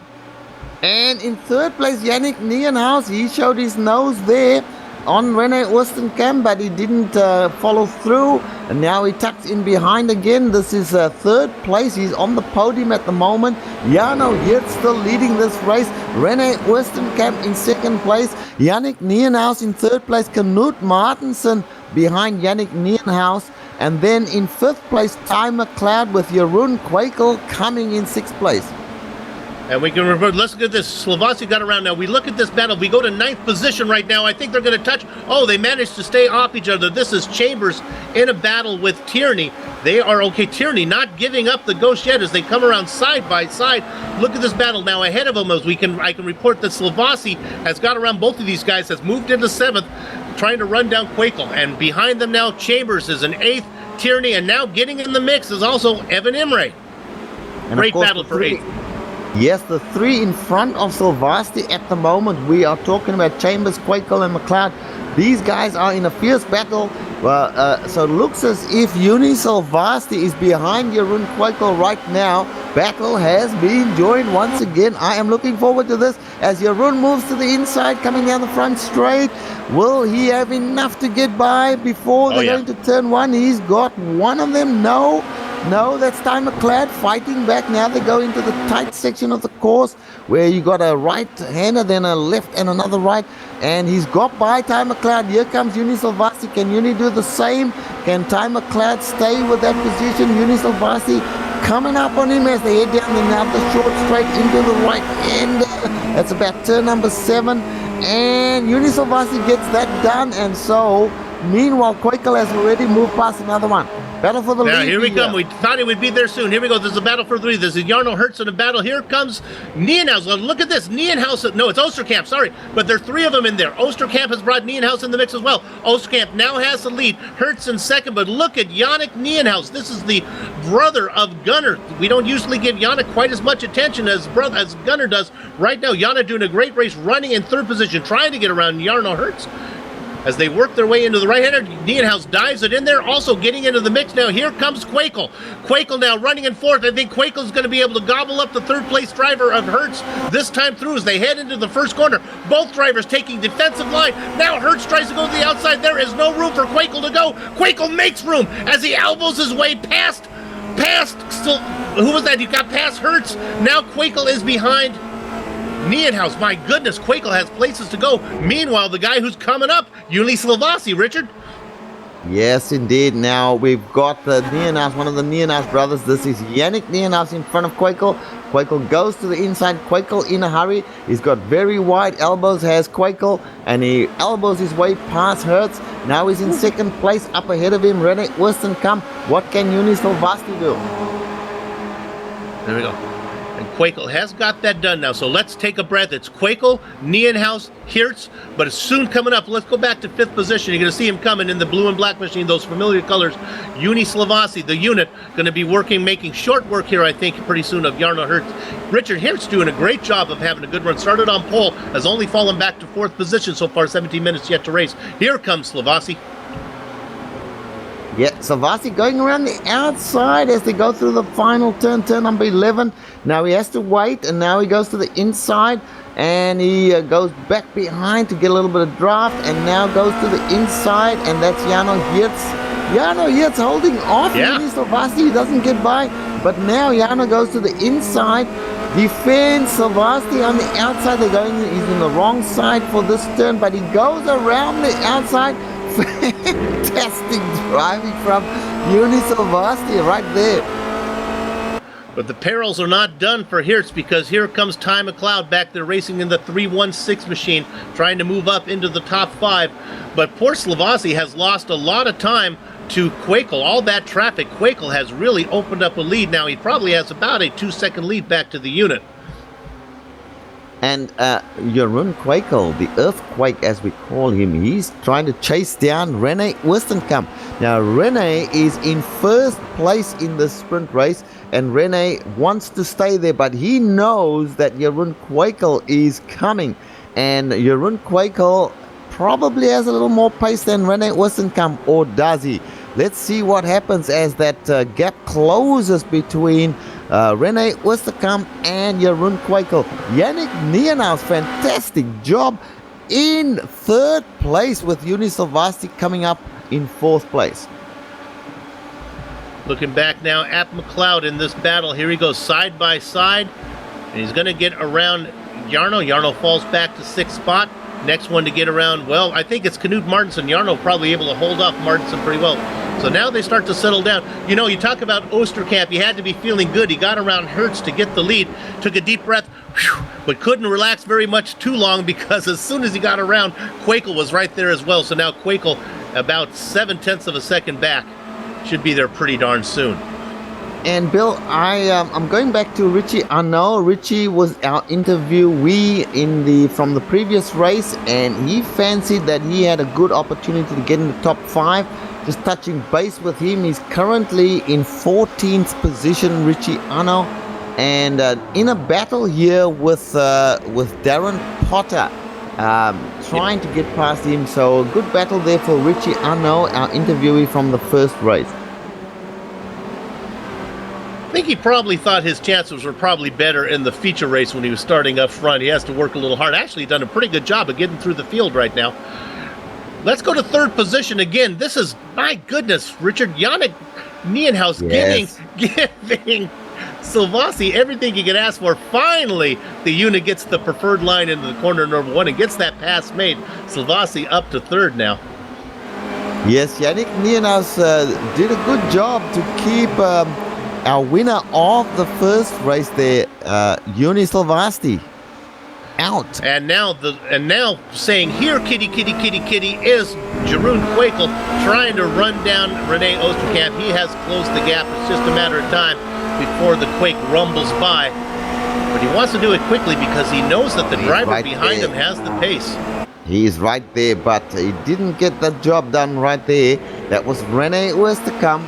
And of course, the colors are very similar, so we've got to keep a good eye on what's happening and who's who.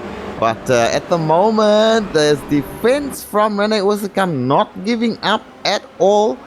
Color schemes are very similar at this point. I can see, here we go, on the outside, but Renault Ursicum, once again, they finish another lap. There's only 13 minutes left in this race. Plenty of time for Quakel to pass.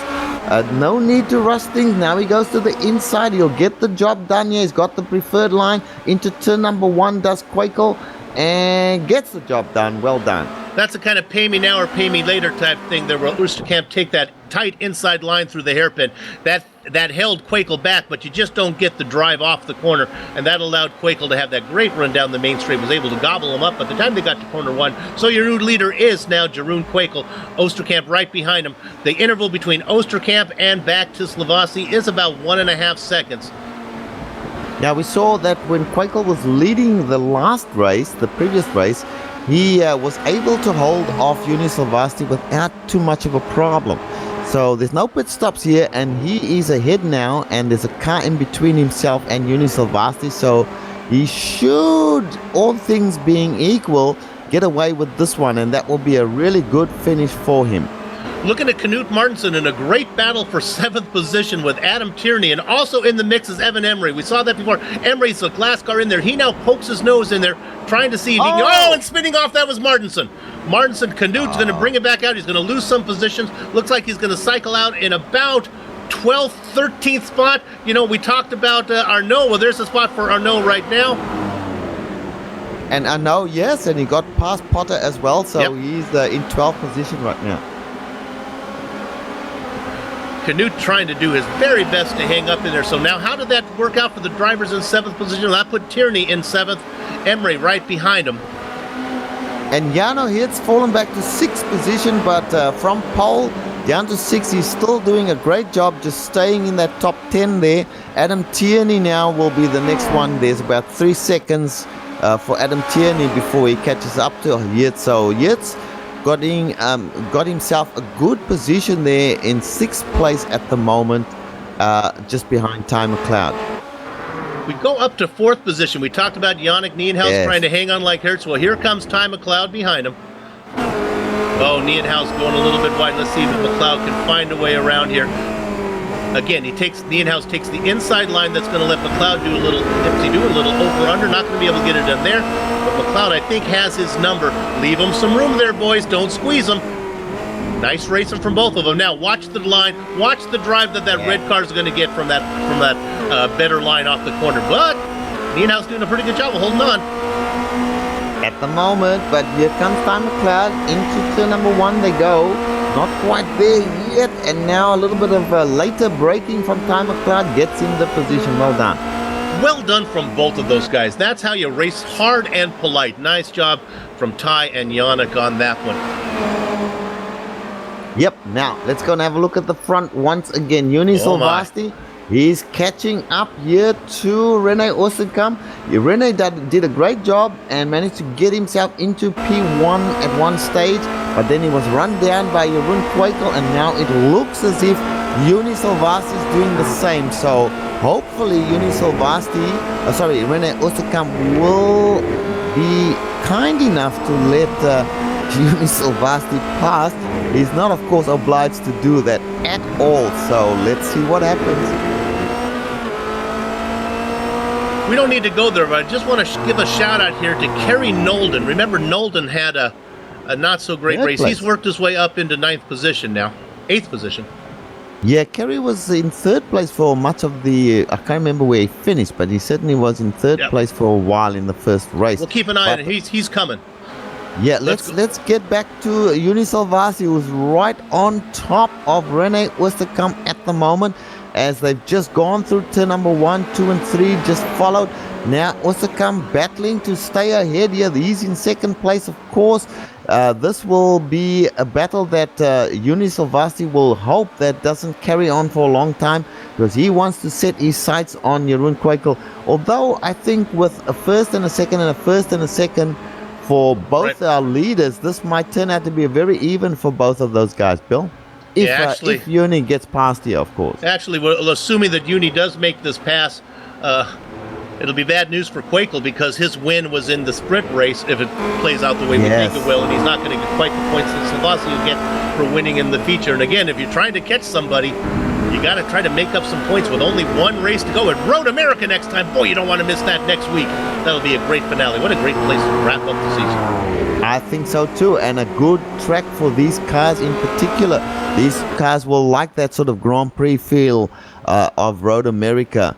And here we find that Rene Oosterkamp still ahead of Uni Silvasti. Uni very, very close now. He goes to the inside. He makes the move and he gets it done.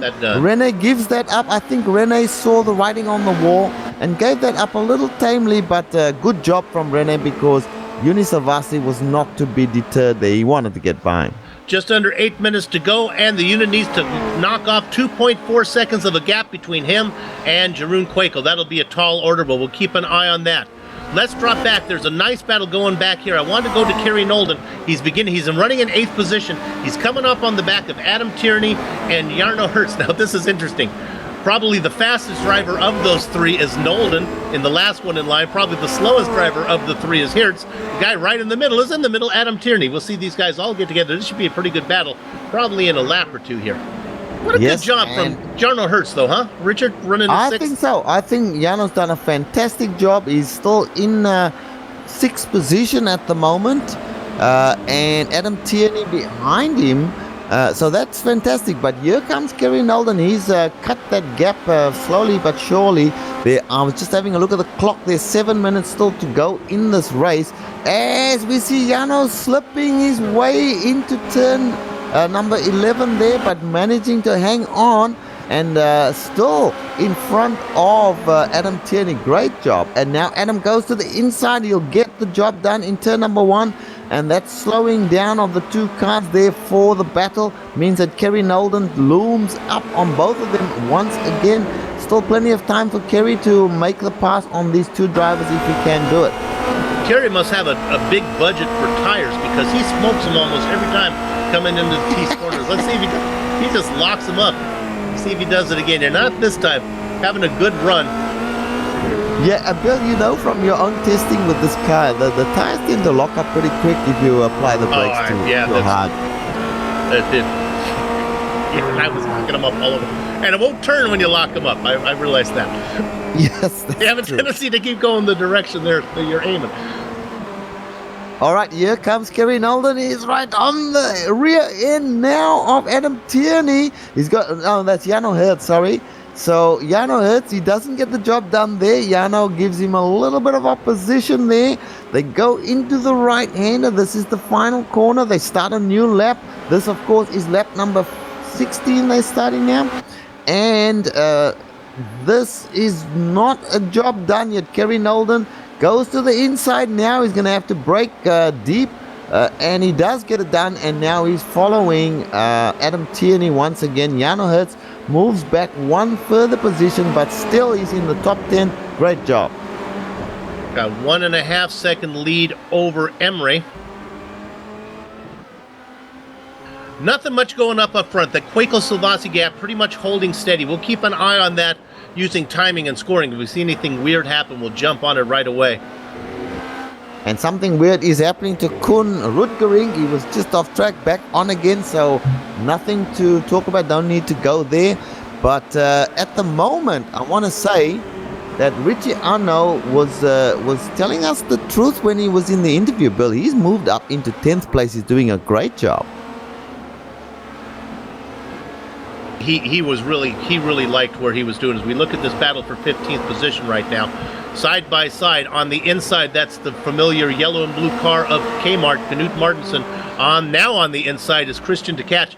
Tkach was very fast all week in practice. Remember, he got caught up in that early incident in the feature race. He had to start from 28th position. He is up to 16th. That's 12 spots for Christian. Nice job from him. He moves into 15th ahead of Kmart. Yeah, and I'm just checking in with the front two. This gap's still the same, so no need to go there. René Oosterkamp, he's just fallen like a stone off from Uni Silvasti. 5 seconds behind Uni Silvasti in such a short space of time. He must have had some sort of problem. Now, The closest battle we've got is, of course, Kerry Nolden on Adam Tierney. Let's go and have a look at that. Yeah, now remember, we saw Nolden get around Hertz, and now Tierney also got around Hertz, but we thought, when we talked about it, we said Nolden was probably the fastest of the three. Well, here he is. He's managed to get behind Tierney. I think Tierney's going to be a taller order than Hertz was. Adam certainly knows how to race both fast and defensively. We'll see what happens here. Yes, we've seen Adam defend fiercely for lap after lap, so going to be no easy task for Kerry Nolden to get by here. And there's a couple of cars in front as well. That's Yannick Nienhuis, who's done such a great job to be in the 5th place where he is right now. What can Kerry Nolden do? They start a new lap. This is lap number 18. Bearing in mind, Bill, there are only about 3 laps left in this race, or maybe even only 2. Yeah, we have about 3 minutes to race. We'll figure out how that plays out. Oh, yeah. Tierney has a bad exit to that corner. That's going to give Nolden a chance to get in there. Tierney, no, look at Tierney fight back, but Nolden's going to get that spot done. Move Nolden up to 6th position. Tierney in 7th. Is he going to surrender? Not done yet. Adam coming back. Soup. Don't call it too soon, Adam says. Nolden just fighting and Tierney fighting back. Oh, that's good racing. Even though Nolden made the pass, he fought back brilliantly. It's still not done. He's got an opportunity in the longer parts of this course, the straighter sections, maybe to make a comeback. Let's just keep an eye on this, because Adam Tierney's not giving up. The happiest guy to see that fighting going on is Yannick Nienhuis, who was going to fall into the clutches of Nolden for sure, but Tierney has made Nolden work for it. There's a real top 5 chance here for Nienhuis to hang on to that top 5 finish with only 2 minutes left to race. Let's see how that plays out. Our leaders has just come across the start-finish line right now. Ooh, I would think maybe one more to come around and get the white flag next time around, I would think. Yeah, they still green at the moment. 1 minute and 40 seconds left, so they will get the white flag the next time. Who was that was stopped there in front of Jeroen Kwekel? That was close. That's the Silvio Hurt trying to get out of the way. Kwekel so fast it made him look like he was actually stopped, but he's just going slow. Now Slavovsky gets around him as well. Okay, now Jeroen Kwekel will get the white flag, we think, next time by. And Juni Silvasti, the gap is 2 seconds, so he's closed it by about half a second, but that's not going to be enough. Jeroen Kwekel, all other things being equal, Bill, should win this race. Yeah, a little bit wide there, we heard from our director. Of course, we can hear what our director is saying. You guys can't, who are watching the stream. So Kwekel should get the white flag. Right now, the white flag is out, Bill. This is the last lap of the second race for leader Jeroen Kwekel, the Earthquake. Juni Silvasti just behind him. Well, not just behind him, 2 seconds behind him. But if Kwekel makes one mistake, Juni will be right there. I think we have time. Quickly go to 8th position. We'll cover this. We probably won't see the pass, but we can set it up so we can watch it after the leader crosses and picks the checker flag up. This is Hertz in a battle with Emre. We saw Emre making this charge, a battle for 8th. I don't think it's going to happen here. We'll see if Emre can get it sometime between the time that the leader crosses the start-finish line and we're able to jump back for this. Really the best battle on the track of all the other guys. Meanwhile, Kwekel working the back half of the track. Only Martians invading Japan will keep Jeroen Kwekel from picking up the checker flag here in the round number 11 sprint race. Unfortunately for him, he's going to get the win, but his nearest competitor, Juni Silvasti, got the win in the feature race, and when you add up those points, they both go 1-2, but I think that Silvasti's going to have a little bit of an advantage. They go through now, our leader, going through the hairpin, final corner. Just get the power down easy. Round number 11, the sprint race from Twin Ring Motegi goes to Jeroen Kwekel. Juni Silvasti takes 2nd position. Let's go ahead and jump back all the way back to that Emre battle for 8th. Emre now. Oh, it's happened. Emre has got around here. It's already. Oh, and there's Nienhuis. Okay, Nienhuis in 7th. Emre looks like he's going to get 8th position, and then Hertz going to get a top 10. I guess we have Hertz 8th position. Emre's going to, let's give you the official thing there. It's my timing and scoring got it. Nienhuis gets 7th, Emre 8th, Hertz 9th. And it looks like Richard, 10th position. He didn't get top 5, but he did get top 10. Richie Arnaud. Yeah, and he started from way back there. Still trying to figure out why the Martians would specifically invade Japan. Maybe Godzilla.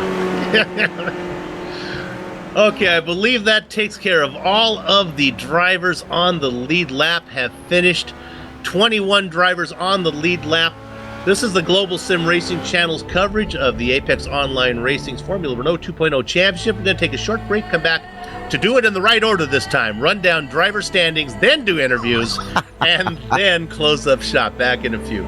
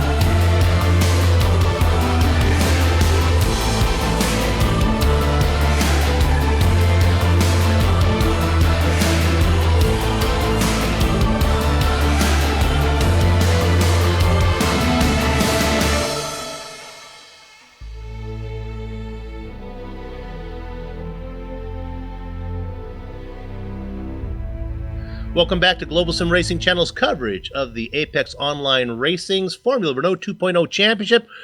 Round number 11 from Twin Ring Motegi. This is the sprint race, the second part of the doubleheader. You know, we like to put a final chapter on stories that we're watching in the race. Sometimes we don't get to cover them live for you. We're going to take a look right now at a replay. This is a battle between Yannick Nienhuis, who is trying to hang on to a top five, and then Kerry Nolden and then Adam Tierney. Now remember, Nolden had got around Tierney, and then they ran up on the back of Nienhuis. Nienhuis trying to hold on to his top five, goes off track, Nolden has to check up, and that allowed Adam Tierney to get around both of those drivers. So when it was all said and done, Tierney's going to get that top 5 position. We look at it right now, you can see the guy who benefits. Remember, we talked about these drivers, who was fastest, who was slowest. When it all shuffles out, Tierney's going to be the winner of that one. Let's go ahead and run down your final standings right now. So we'd like to give you, we talked about it in the race, we'd like to give you the closing chapter on that battle, and it was exciting. Your winner, Jeroen Quakel, comes home just ahead of his nearest rival, Uni Slavasi. They go 1-2. They went 1-2 in the feature race as well, but it wasn't quite the same order. Renee Osterkamp started in 7th position, moved up to 3rd to get that final podium spot. Ty McLeod went from 9th to 4th to pick up that position. Adam Tierney, we just saw, 11th to 5th. Kerry Nolden and Yannick Nienhaus was so close to getting the top 5, is going to have to settle for 7th position. Evan Emre in 8th position. Our pole sitter, Jarno Hertz, started on there and going to drop 7th position back to 8th. Hey, we talked about, I guess Hertz gets 9th position. I apologize for that. And Richie Arnaud gets that 10th spot, our mid-race interview there. Richard? Yes, indeed. Stephen Chambers finished in 11th place and Darren Potter in 12th place. Robert Plumley gets 13th with Knut Martensen in 14th place. Christian de Catch in 15th place. Christoph Leester 16th place. Koen Rutgerink in 17th place. Right where he belongs. Vittorio Saltalamakia in 18th place. Jean-Francois Godin in 19th place. And Sarah Dove, a little bit disappointing for her, no doubt, in 20th place. They did a great job in the first race. Yeah, had a great run. Then she got caught up in that early incident there that took out a couple of the other guys. Hitting Blackjack, Mark Forte, Silvio Hurt, Dylan Hamber, Phil Reed just couldn't get it working here today. Andy Cowie, that was one of the drivers that got into it with Sarah Dove. Frederick Beckman, Christoph Holstein, not the same result in this sprint that he had last time out. Gunnar Nienhaus, talk about a driver that had a different, disappointing event altogether. Lawrence DeReich and Lee Robinson also finishing 19 laps down in last spot. Okay, it's time for driver interviews. Let's go ahead and who do we have up there? Let's see. Who do you want, Richard?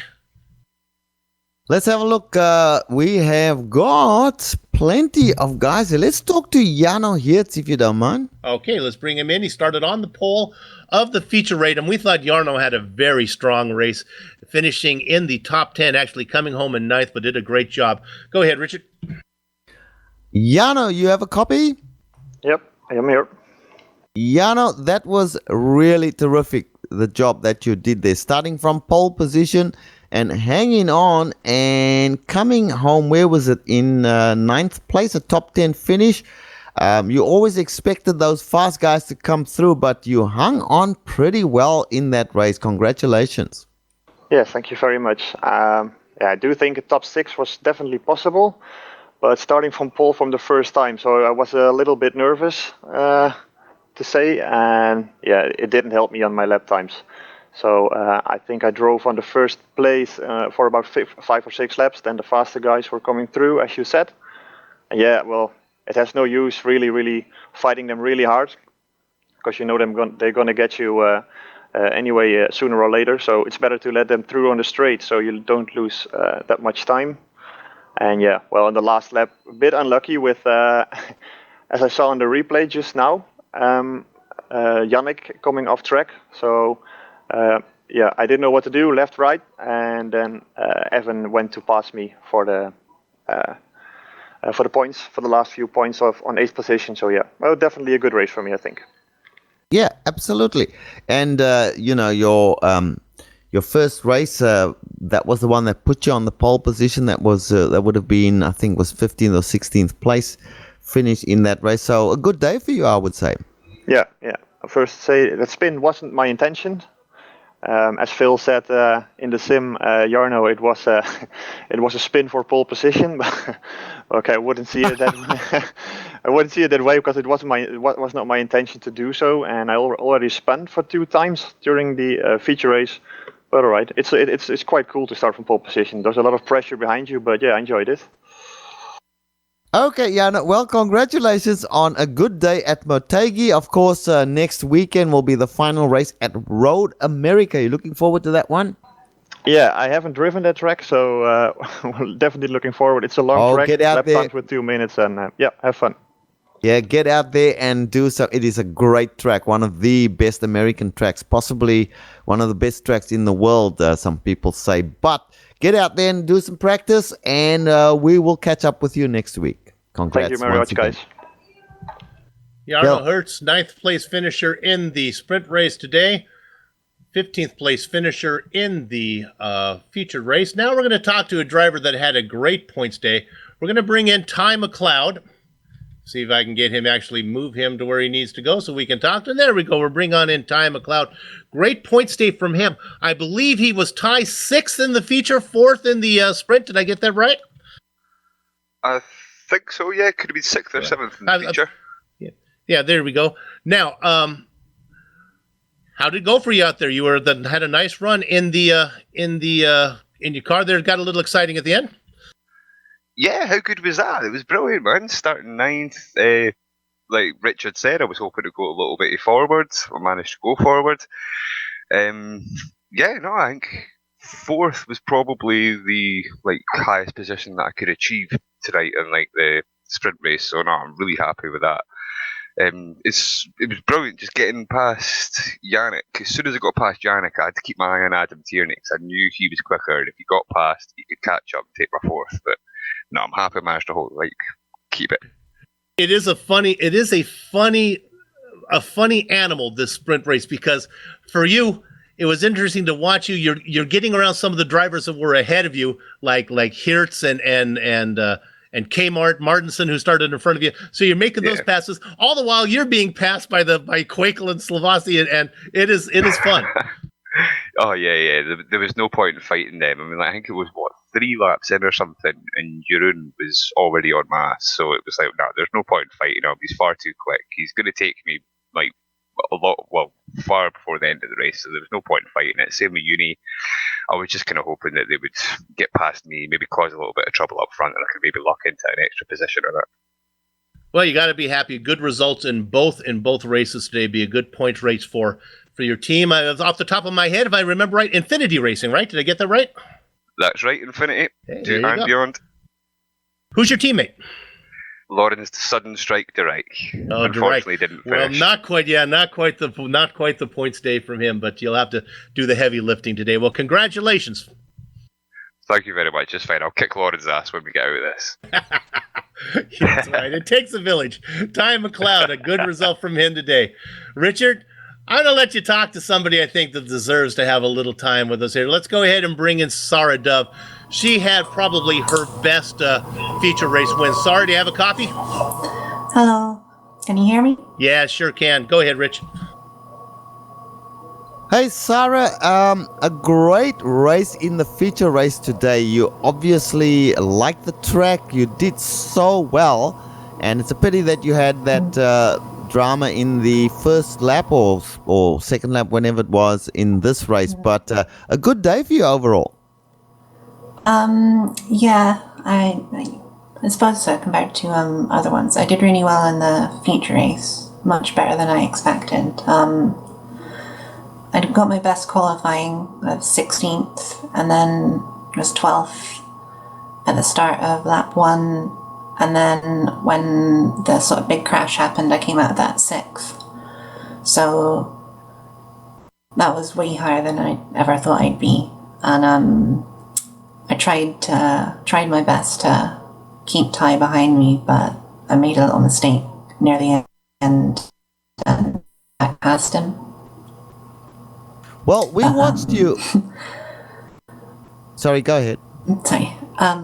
The sprint race didn't really go as I'd hoped. I think I was coming into turn 10 and I sort of moved across in front of Godin a little bit, and I think he just kind of had a blank out because he braked way later than everyone else was braking and just clipped me. So yeah. Well, look, we were watching you quite carefully in the first race, and you certainly were keeping pace with the guys around you. And that was an excellent finish there. Once the big accident happened and you got in front of those guys, you maintained your position, and I thought that was really good. In the second race, well, bit of bad luck there and finished down there, but overall, a really nice day for you. And now you have to prepare for Road America in the final race. You looking forward to that one? I think so, yeah. I haven't really driven Road America very much, but I hope I do well. Probably not as well as this week, but yeah. No. I'm here to tell you, you don't say I think so and I hope so. You are going to do well. Say, I am going to do well. I'm going to do well. There you go. All right, Sarah. Look, we love watching you. We love following you. The fact that you're the only female driver, we don't want to harp on that, but it is kind of unique. So good luck and keep it going. You do fantastic. Thank you. Back to you, Bill. And I know that was very bad grammar there, but okay. I would personally like that kind of pep talk from you before we actually do the race call. Make sure that I'm on the right script, and Soup, you're going. Say it, Soup. You're going to do well. I'm going to do well. Right now, let's talk to somebody who did do well today, and that is Kerry Nolden. He had a podium in the feature race, got a 6th place in the sprint race. Kerry, congratulations. How come you couldn't keep Quakel and Slavasi behind you? You started in front of them. Yeah, it was okay. It went well for about 10 seconds, and then Jerome was already past. And then, yeah, I got a corner cut 1 in on lap 2, and that wasn't ideal considering the delta time. It was, so when you cut a corner, you got to give up 2 seconds or whatever. But I'm going through turns 4 and 5 and still, I'm having to give up 4 seconds because it's comparing my delta time from lap 1, which was, I was going so slowly through. So I had to lose about 8 seconds in total in just on the straight, just giving up positions. So, bit of a shame, really. I think I was top 10 by the end of lap 1, so probably could have tracked Jerome, and I had Uni behind me, so could have made the race slightly more interesting. But yeah, I'm pleased. I was something like 22nd, 21st after lap 2, after I had to give up those places. So to fight back to 6th was not too bad. Let's go way back to the feature race, and the one part I want to go to is the pit stop. And first of all, I have 2 questions. Why were you so slow, and how was Uni Slavasi so fast? Well, I think it was a pit lane entry. I think that made the difference. I think Jerome followed the yellow line, but you didn't need to.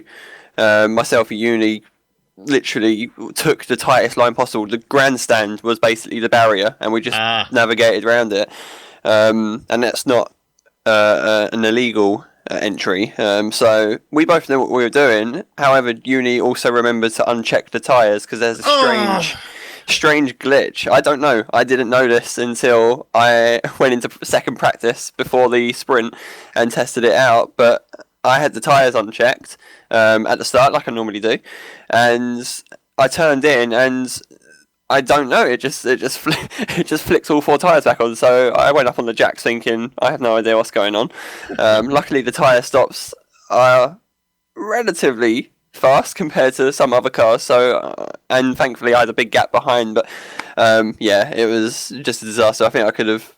Well, I would have certainly clawed time back, but probably not enough to win. Well, it's a double-edged sword, though. Not only do you take the time for tires, but then you have cold tires on your out lap, so that's no fun either. Yeah. Well, I don't think it probably wouldn't have mattered much. I don't think anybody had much for. No apologies to you, but Slavasi looked like he had that feature race wired. So congratulations on the podium and a good result here in the sprint. Thanks. Former champion Kerry Nolden coming in to visit with us, a 6th race finish here today. Okay, that's going to wrap it up for us here. We'd like to thank everybody at Apex Online Racing for organizing Formula Renault 2.0 League and contracting with GSRC to broadcast. We know you have lots of choices when you fly. Thanks for flying GSRC. Thanks to the companies, equipment, and software that you see on the screen right now that we use on the broadcast. I don't know how any of it works, but our director, Dr. Amjed Yaman, sure knows how to do it, and he what makes this broadcast come out as smoothly as it does. We need a piece of software that makes sure that the commentators are on the right script when we start the show. The original music that you heard today on the broadcast is thanks to Eric Ekholm and Casey DeLon. See the screen for how to contact each of them. Okay, get this. The AOR returns next week. It's right, it's every week. What a great series. March 3rd, and this is the season finale, and you heard Richard talking about it from Road America. Richard, that's going to be great. We're going to be there. You going to come with me? Absolutely. But before we get there, if I may be so bold as to say, we have our second race of the fantastic MX5 World Tour coming up. That's our next broadcast. I am so looking forward to that as well. And we have the IDA coming tonight in about 12 hours, and then we have the MX5 World Tour tomorrow afternoon. I forgot all about that. That's why, and Richard forgot to see, that's why I was on the wrong script. I'm trying to do my homework ahead of time, and I started with the wrong script for the wrong race. Hey, getting back to these closing credits here, here's some inside news. I'm going to get close to the mic and talk softly. I can report that the talks are currently underway on the Apex Racing line about their plans for next season, and it looks like the early indications are that maybe GSRC has a very good chance of being part of those plans. So we certainly hope to be back, because this is a great series for us to cover. We'd like to find out, if you'd like to find out more about GSRC, including dates and times for upcoming broadcasts, or to arrange GSRC to broadcast a race of your own, your best bet is, if you don't know by now, you haven't been paying attention, but I'll do it. www.takeaguess.globalsimracing.com. Don't put in take a guess. That wasn't part of it. I said it wrong. See, even I don't know. www.globalsimracingchannel.com. Too many things in there. We're on Twitter at This Is Easier GSR Channel, and Facebook at Global Sim Racing Channel. I'm making fun of the viewers for not knowing the dang internet address, and I blow it here. If I still have a job, I'll see you next time. But if not, I'd like to say farewell. I've enjoyed working for GSRC. I'm off to have fun storming the castle. On behalf of Richard Losper and Amjad Yaman, race hard, race clean, and we'll see you on the track.